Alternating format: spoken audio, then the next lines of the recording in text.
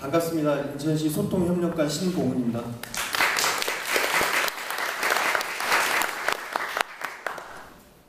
올해 초에 이 자리에서 저희 업무 토론회를 개최했었습니다.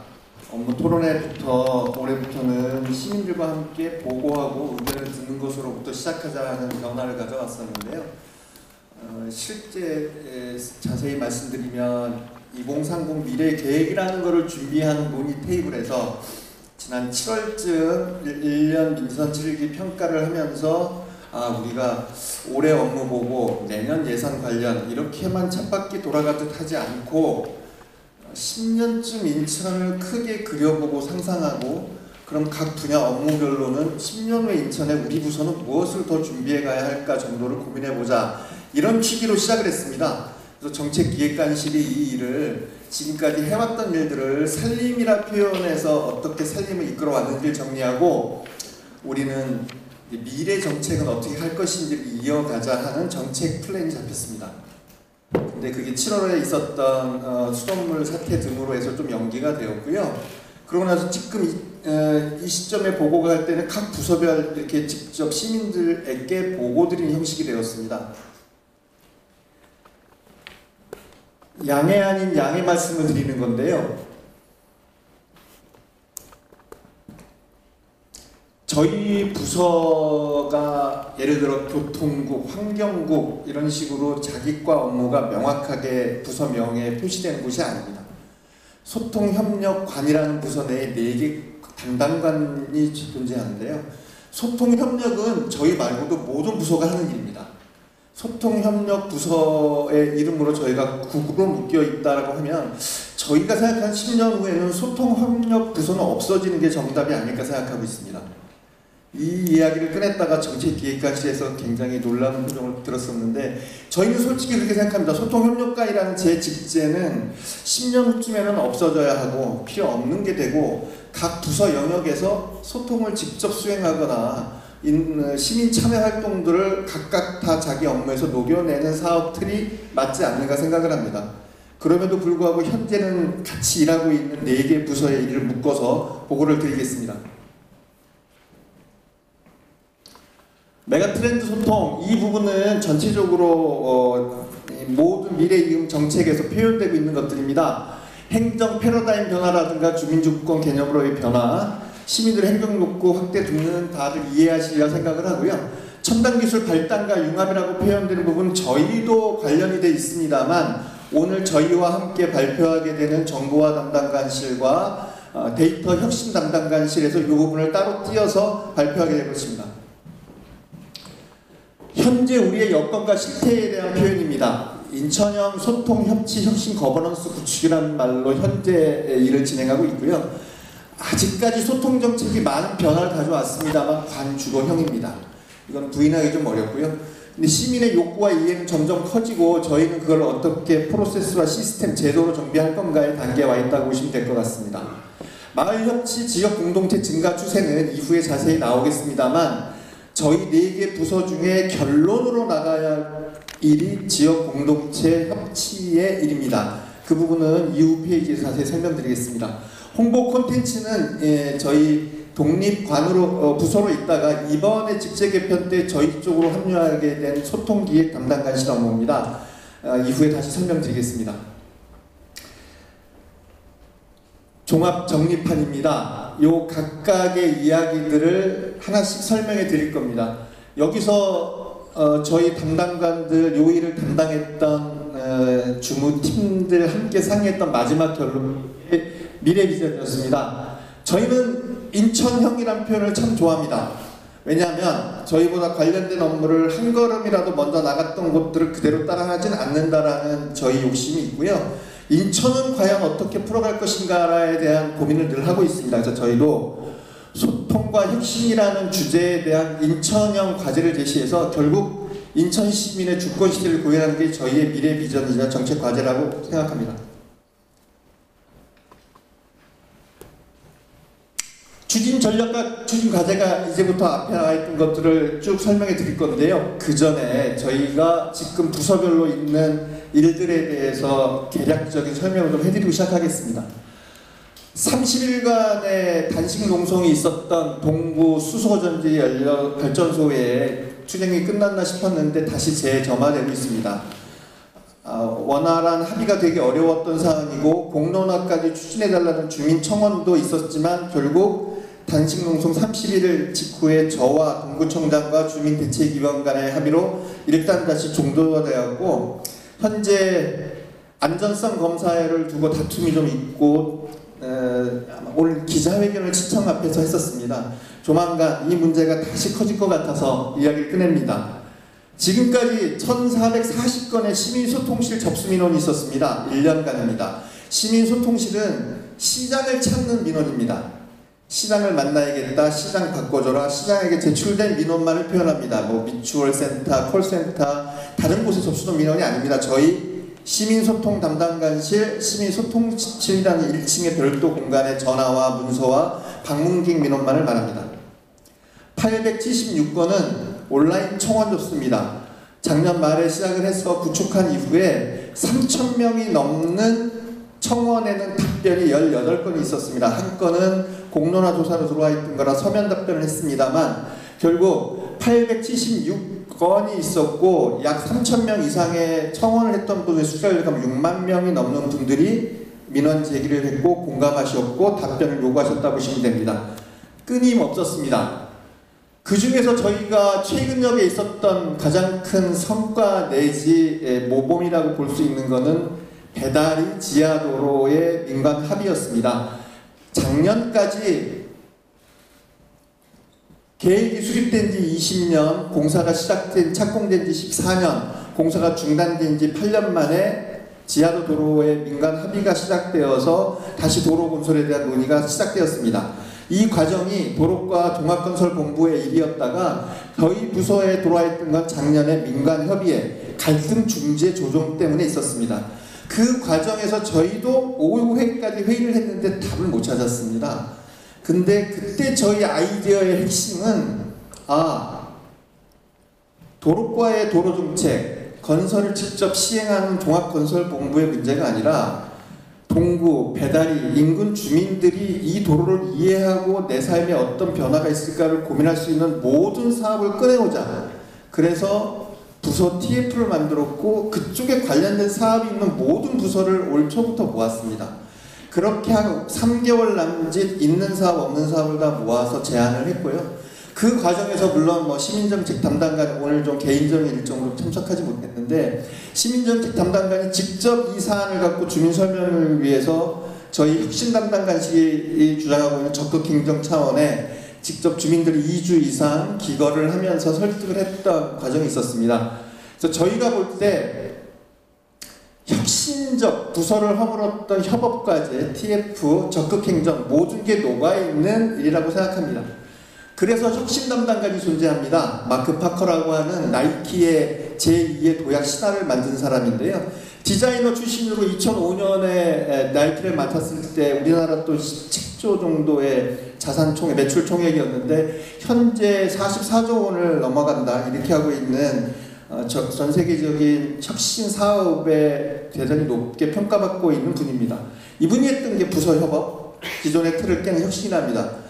민간 영역의 혁신은 이제 도태하냐 살아남느냐의 과제인데 공직은 아주 좀 느립니다. 저희 이후 혁신 과제에서 다시 말씀드리겠습니다. 부서 협업을 깼던 일도 결국 혁신적 과제와 돌파 과제를 인식했기 때문에 가능하다고 생각합니다. 다음은 소통기획관 쪽 업무입니다. 잘 보이시는지 모르겠지만 저희가 가장 최근역에 저희 시정 소통 업무에 대한 여론조사를 구체적으로 해본 게 있는데요. 저희가 자랑하고 싶었던 성과도 참 많습니다. 이런 일들은 시민들이 아시면 좋겠다 싶은 일이 많습니다. 근데 그런 일은 거북이 걸음으로도 돌아다닙니다. 그런데 안 좋은 뉴스 이런 건 참 가슴 아프다 싶은 일들은 날개를 달고 휘어다닙니다. 저희가 고민하고 있는 시정 홍보는 어떻게 해야 하나, 시민들이 미디어 변화 환경에서 어떻게 이해를 해야 대한 고민이 계속돼서 누적되고 있습니다. 들깨입니다. 늑대가 아닌데요. 대공원에서 들깨가 출몰했다라는 이야기가 접해졌고 언론 뉴스도 있었습니다. 하지만 언론을 누가 다 보실 게 아니고 저희는 어떻게 하든 더 많은 시민들에게 주의를 알려야 했습니다. 그런데 현수막을 걸어야 하나, 문자 재난 정보를 보내야 하나, 모든 게 안 맞습니다. 결국 시장님의 개인 SNS, 시정 저희 쪽이 갖고 있는 공식 계정을 통해서 홍보하는 수준으로 끝났습니다. 마찬가지로 이번 수돗물 때 재난문자, 안전문자를 보내는 걸 두고 그거를 어떻게 할 것인가만 갖고 한 이틀 걸렸습니다. 부끄러운 일이지만 저희가 시민 소통을 관련되고 있는 소통기획관실의 주된 업무는 올해 내에 시가 할 수 있는 모든 통로로 시민들에게 알리고 전파할 수 있는 채널을 확보하기 위해서 준비하고 있습니다. 개선 과제인데요. 그런 변화들이 보여지는 게 있습니다. 저희만 소통 협력하고 있는 거 아닙니다. 주민 참여 주로 하고 있는 거 아닙니다. 제가 정말 처음 업무 보고를 저한테로 갖고 왔었던 도시계획 파트에서 2025, 2030, 2040까지 이어지는 연차별 인천 도시기구 기본계획 전문에 의회와 전문가들로만 수행되어 왔던 과제를 이번에 일반 시민 참여를 일반 공모를 통해서 실시했습니다. 이거 저희가 하자고 제안하지도 않았습니다. 부서에서 이런 변화를 먼저 갖고 왔습니다. 이거는 소통협력 부서에서만 하는 게 아니고 전 부서가 자기 일로 가져가야 한다는 중요한 단초라고 생각했습니다. 그래서 10년 후에 저희 부서는 없어져야 한다 생각합니다. 마지막은 최근에 가장 큰 현안으로 떠올라 있는 매립지 이전 문제와 소각장 관련된 일입니다. 이후에 나오겠습니다. 결론부터 정리합니다. 저희 시민정책 담당관실이 갖고 있는 10년 후까지 가장 중점을 둬야 할 일은 인천형 공공갈등 해소 시스템을 구축하는 일이라고 보고 있습니다. 지금처럼 하고 있는 각종 제도를 더 정비하고 안착시켜서 이제는 온라인, 오프라인으로 일상적으로 수행되는 최소 단위의 작은 정책 수기가 필요합니다. 좀 전에 다른 갈등 현안을 갖고 저한테도 말씀 주셨던 분들이 계셨는데요. 정책 공론화는 이제 일상적 표현이 됐습니다. 이것 좀 공론화해 주면 안 돼요? 이것도 좀 공론화했으면 좋겠습니다. 이런 식의 말들이 많습니다. 근데 현재 저희가 전국 최초로 도입한 공론화위원회는 조금 무겁습니다.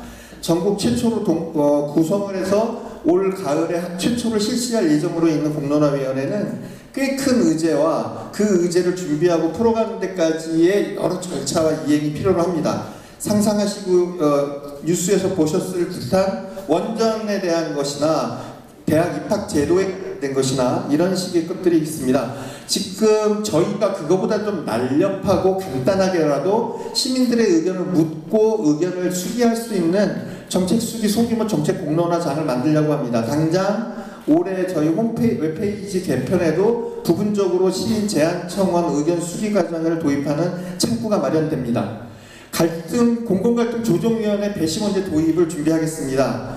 이거는 이렇게 좋은 제도면 당장 내년에 만들면 되지 않나? 라고 이해하실 것 같은데 실은 지금 저희가 처음 도입한 시민 온라인 청원제도 공론화위원회 갈등 조정을 위한 전문가 투입을 위한 민간협의회 운영도 벅찹니다. 인력의 문제, 예산의 문제가 아니고요. 시민들의 요구와 이해를 다 담아낼 만한 아직까지의 정착이 안 돼 있습니다. 무턱대고 갈등조정위원회 만들고 배심원제 만든다고 시민들의 갈등이 이해되어지거나 그분들의 말을 따를 수 있는 구조는 아닙니다. 저희가 지금 하고 있는 제도들을 더 숙련시켜서 조금 더 축적된 과정 내에 7기 마무리 전까지 조례상 제도 도입하고 8기, 9기쯤에서 10년 후에는 안착된 인천형 공공갈등 해소 시스템이 정립되기를 준비하겠습니다. 소통시대입니다. 300만 구독자 사용자라고 표현합니다. 저희는 AI 담당관이라고 표현하는데요. 뒤에 설명드리겠습니다만 10년 후쯤엔 헤이 인천 부르면 자기 모바일이든 그 어떤 특징한 기계이든 인터넷 홈페이지든 어디서든 간에 인천이 대답할 수 있는 쌍방향 소통, 실시간 소통, 즉각적인 자문을 구하는 방향까지 가야 소통기획 담당관실의 업무라고 생각하고 있습니다. 거기서 감당하고 있는 또 하나의 큰 특징, 도시 브랜드입니다. 도시 경쟁력 지수 22 이내 진입을 목표하고 있습니다. 22 내의 진입을 위해서 여러 지수가 좋아지고 함께 나아져야 자동으로 올라가는 거라 생각할 텐데 거꾸로 도시 브랜드를 세우는 여러 캠페인과 준비를 통해서 따라 올라올 수 있게 할 수도 있습니다. 이거는 양면이 동시에 진행되어야 한다고 생각해서요. 저희 브랜드 전략 차원에서 반드시 10년 내 목표를 도시 브랜드 세계 포럼 개최, 세계 도시지수 20위 이내 진입을 목표로 하겠습니다. 혁신입니다. 시민의 제안과 제도 개선, 그리고 저희 공직이 변화하고 혁신하는 일들을 담아서 혁신 발전소, 혁신 실험실이라는 상징적 조치를 만들겠습니다. 내용은 이후에 나옵니다. 이 모든 과정을 통해 저희 소통 협력 부서는 결국 협치실의 협치예산 5%를 준비하고자 합니다. 2018년, 2019년까지 했었을 때 예산을 보면 약 0.1 뒤로 소수 좀 나가는 정도의 구성입니다.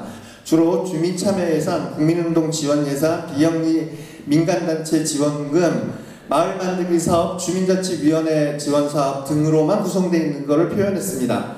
아마도 10년까지 가는 목표 내에는 더 다양한 사업들이 들어올 것입니다. 지금 얘기하고 있는 사업들만은 아니고요.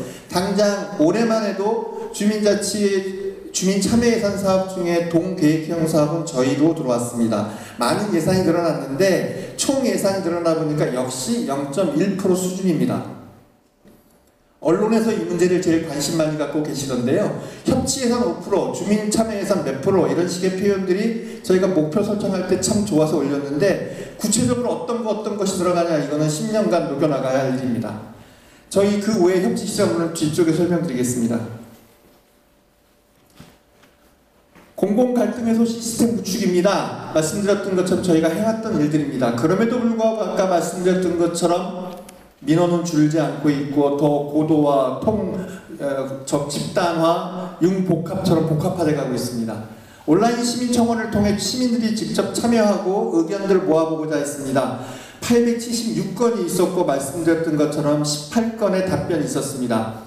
답변을 다 만족했느냐 그러진 않습니다. 시가 솔직하게 시민들께 자세한 상황을 설명드렸고 이해를 구했고 도움을 요청했습니다. 사안에 따라서는 다시는 온라인 청원 안 한다 이런 반응도 계셨고요. 어떤 사안은 저희가 하겠다는 대로 해서 곧 2주 내쯤에 결론이 나와서 연수구 동천 1초등학교를 짓는 지역조합과의 다툼 문제였는데 저희가 그 문제는 바로 해결이 되어서 모범적 혹은 바로 해결이 됐다는 사례가 될 수도 있지만 나머지 건들 모두를 주민들이 만족하셨다거나 도움받았다고 표현하진 않으실 겁니다. 여러 또 제한적 문제도 있었습니다. 개선해 나가도록 하겠습니다. 그래서 저희가 인천형 갈등 해소 시스템을 구축해서 말씀드렸던 것처럼 이제 소규모 온 오프라인의 일상적 소규모 정책 수립, 정책 공론화를 하는 시대의 내용을 포함해야겠다 말씀드리고요. 갈등 정보제는 이미 하고 있습니다만 이제 조정위원회로 넘어간 단계가 필요하다.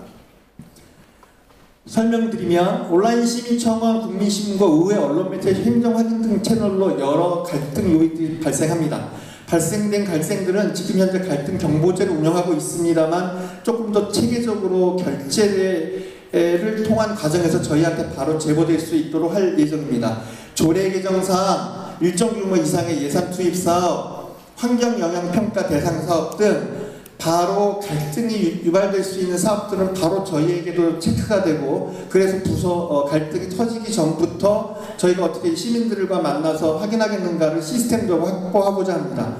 그걸 통해서 현재 여기 단계까지는 진행이 되는데요. 지금은 바로 해당 부서 종결이거나 여기서 행정협업 TF까지 갔습니다. 혹은 사안별 민간협의체를 구성했습니다. 지하상가 조례 개정에 관련된 민간협의회도 있었고요. 그 다음에 배달이 민간협의회도 있었고요. 동구도 있었습니다. 그렇게 풀어왔던 게 두 가지 단계입니다.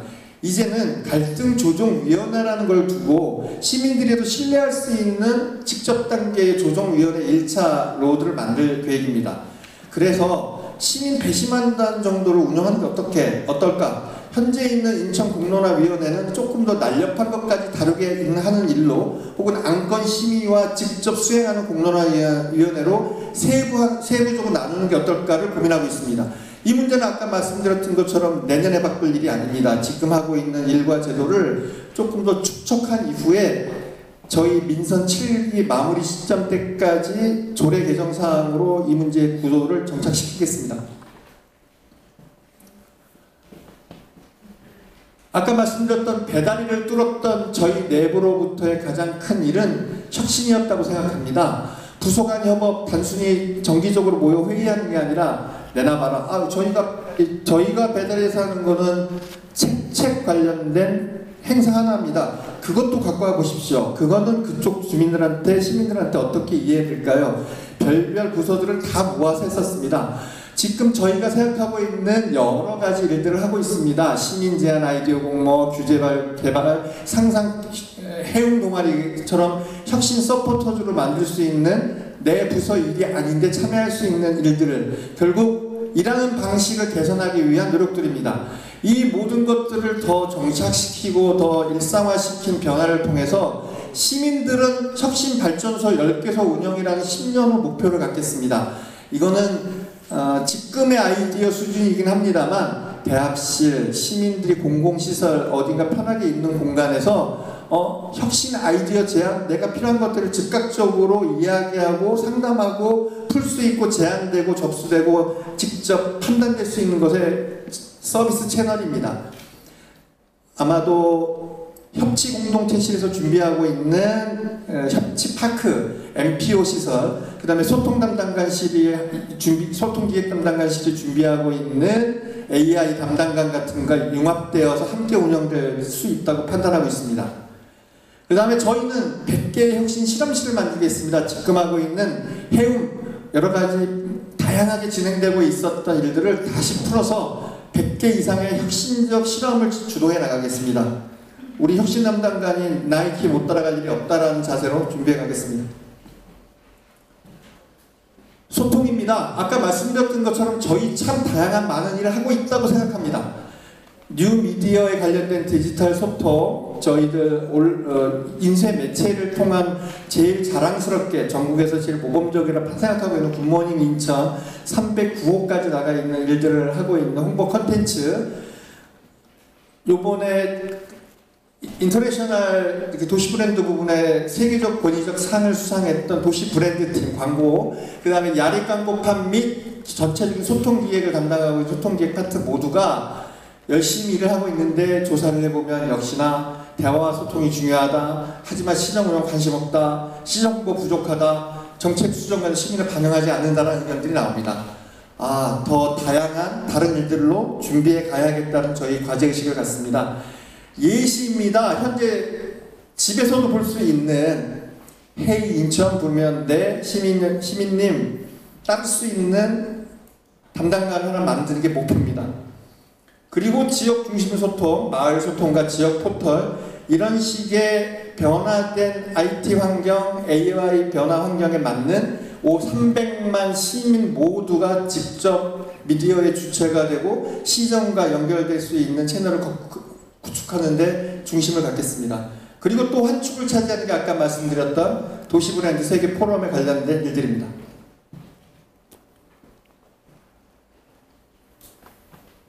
이제 마무리가 되는, 우리 부서가 4개가 모여서 그 일을 하는 이유가 되는 일입니다.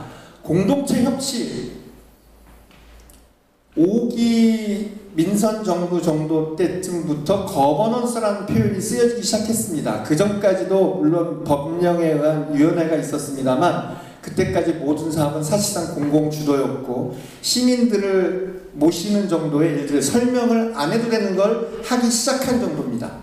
그 다음 단계쯤이 공공이 주도하지만 시민이 조금 더 참여할 수 있는 공간이었습니다. 그래서 위원회가 참 많아지기 시작했습니다. 안 만들어도 되는데 만들어진 위원회도 있었고 위원회를 만들었다고 다 한 것 같은 착각을 불러일으키기도 했습니다.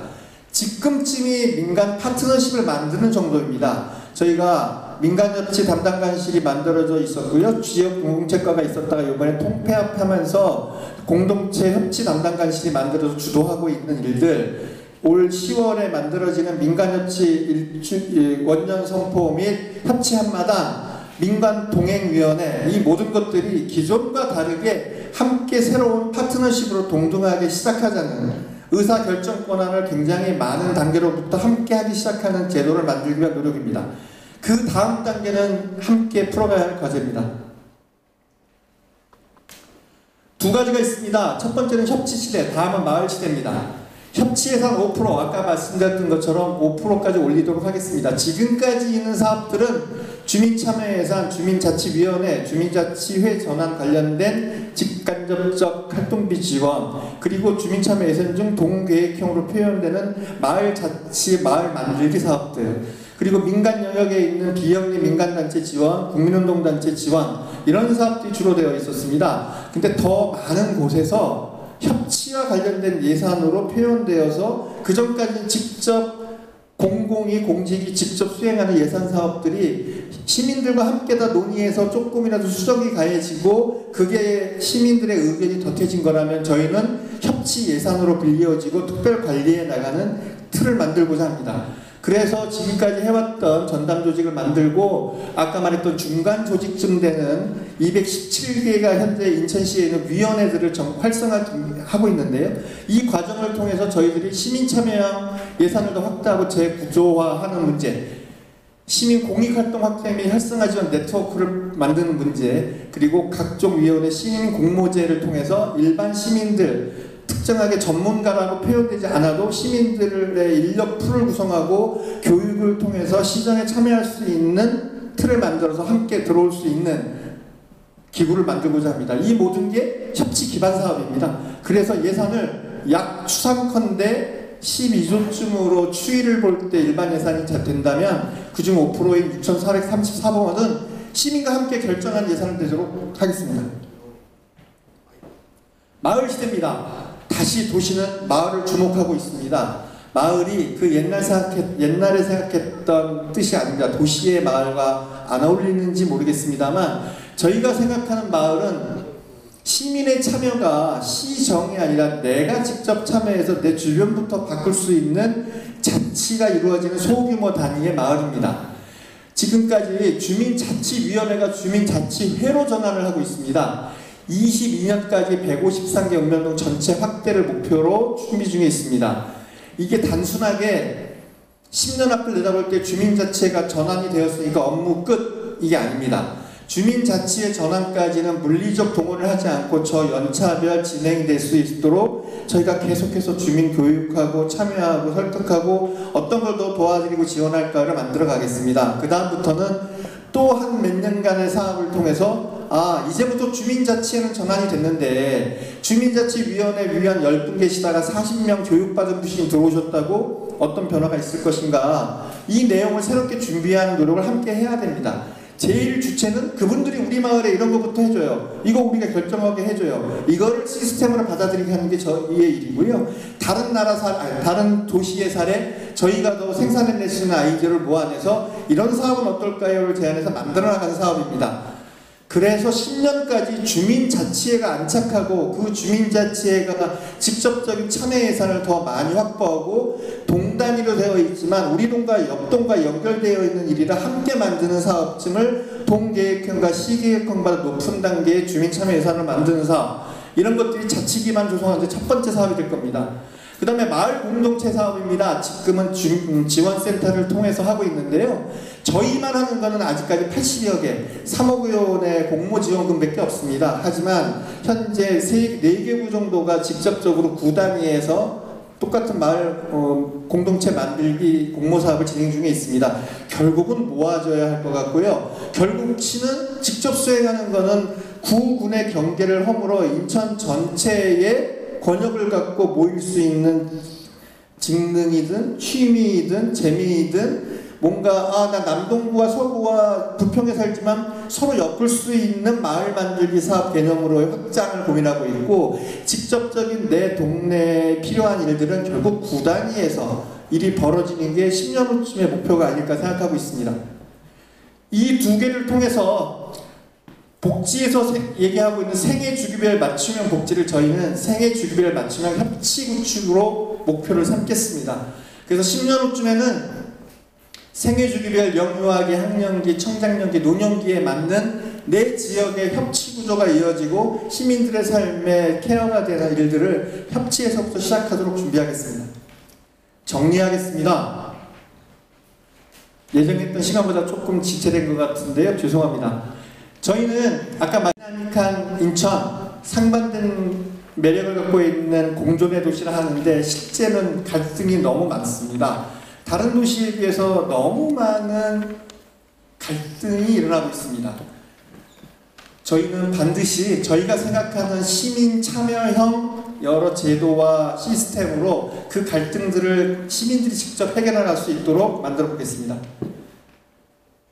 혁신하겠습니다. 시민의 제안을 적극적으로 수용하고 만들 수 있도록 개선하고 공직부터 일하는 방식을 바꿔서 저희들 스스로부터 어떤 난제도 풀어갈 수 있도록 준비하겠습니다.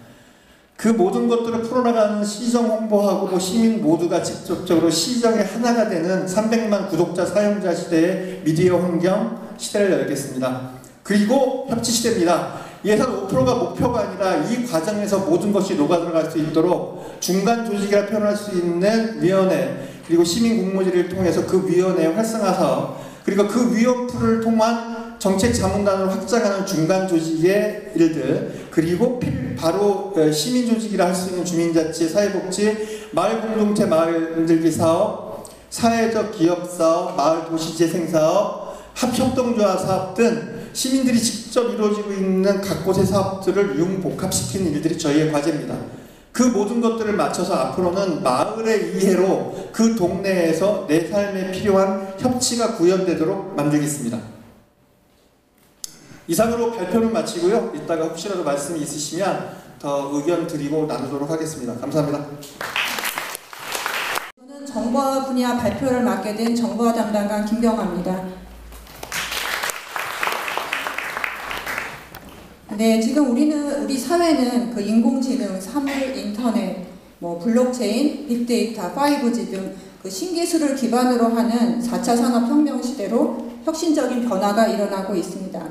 이에 발맞추어서 우리 시에서도 그 신기술을 기반으로 더욱 투명하고 스마트한 지능형 지방정부를 만들어가고자 금년 2월에 조직을 재정비하여 데이터 혁신 담당관, 스마트 도시 담당관이 신설되었습니다.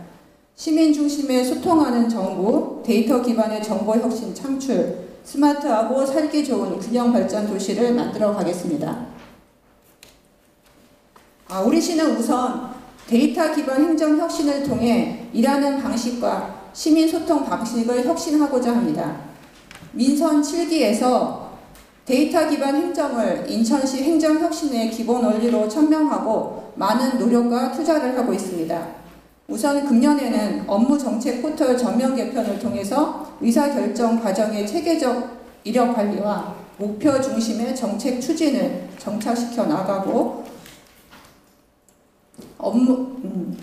업무와 정책 정보의 실시간 공유, 그 다음에 반복 업무 자동화 등을 통해 조직 전체의 생산성을 끌어올릴 것으로 기대하고 있습니다. 또한 그 개발 중인 시정 지표와 사회조사 결과 등 데이터를 기반으로 인천시가 부족한 점과 시민이 바라는 점을 집중적으로 개선하기 위해 정책개발 프로세스를 마련하고 있습니다. 이를 홈페이지 개편과 연계하여 인천시의 다양한 정책 추진 상황과 시민의 필요 정보를 데이터 개방 포털을 통해 투명하게 공개 제공해 나갈 계획입니다. 다음은 스마트 전자정보 서비스 확대입니다. 앞서 설명드린 데이터 기반 행정 혁신과 더불어 그 다양한 빅데이터 분석과 활용을 위해 공공과 민간의 원활한 데이터 공유 생산이 가능하도록 현재 빅데이터 플랫폼을 구축 중에 있습니다. 또한 시민의 통신비 절감을 위하여 금년 말까지 1900대의 버스 공공 와이파이 설치를 완료할 예정이고 2020년부터는 공공 와이파이 우선 설치 지역을 빅데이터 분석을 통해서 버스 승강장과 공공시설에 대한 무료 와이파이 보급을 지속적으로 추진해 나갈 예정입니다. 우리 시는 각 부서의 산재한 정보 시스템을 인천 데이터 센터로 통합해서 유지 관리비를 절감하고 있습니다. 2018년 1단계 클라우드 시스템 도입을 시작으로 21년까지 노후된 시스템을 클라우드로 전환하여 정보 자원의 효율성을 높이고 관리 활용을 최적화할 계획입니다. 그리고 2024년에는 시민들의 요구와 사회 현안에 대해서 사전적, 예측적 행정 서비스가 제공되도록 지능정보기술을 적용한 공공서비스를 확대해 나가겠습니다. 예를 들어 지능형 CCTV를 통해 범죄를 예방하고 인공지능을 통해 취약계층의 위기징후를 분석하는 등 각 분야에서 예방적 행정이 이루어지도록 할 계획입니다. 스마트한 전자정보 신서비스 개발 확산을 위해 전력을 다하겠습니다. 다음은 시민과 함께하는 실시간 시민소통 플랫폼 구축입니다. 소통의 매체가 PC에서 스마트폰으로 전환됨에 따라서 금년에는 그 반응형 웹을 적용한 모바일 기반의 웹사이트를 전면 개편 중에 있습니다. 편리하고 폭넓은 검색과 온라인 예약의 기능 개선, 특히 시민들의 소중한 의견을 블록체인 기반으로 수렴하여 정책에 반영하는 등 소통과 신뢰 행정을 구현할 예정입니다. 그리고 2020년에는 시의 주요 정책 추진 사항을 지도와 인포그래픽으로 제공하여는 온라인 시민시장실을 구축하여 인천 시민이 보는 동일한 화면을 시민들이 언제 어디서든 볼 수 있도록 하여 인천시 정책 참여의 문을 활짝 열도록 하겠습니다. 그리고 2024년부터는 인공지능 기반의 시민소통 플랫폼을 구축하여 시민의 궁금한 사항을 보다 빠르고 정확하게 해결 가능하도록 하겠습니다. 예를 들어 챗봇을 통해 담당자와 실시간 대화하듯이 민원 신청이나 의견을 제시할 수 있게 하고 SNS 등 그 소셜 데이터를 수집 분석하여 시민의 의견을 미리 파악하는 예방 행정에 활용할 계획입니다. 이후 2028년부터는 시민의 의사가 시정에 직접 반영되는 체계가 구축될 수 있도록 블록체인 기반의 전자주민투표 플랫폼을 준비해 나갈 계획입니다. 전자정부는 단순히 정보와 기술의 발전을 행정에 적용하는 데 그치는 것이 아니라 이러한 기술을 통해 시민의 뜻과 소리를 경청하고 소통할 수 있는 기반이 되려는 의지의 표현입니다. 4차 산업혁명 시대에 우리 300만 인천 시민의 기대에 부응하기 위해 지능정보기술을 활용한 전자정부 서비스를 시민과 함께 만들어 나감으로써 혁신을 선도하는 인천이 되겠습니다. 감사합니다.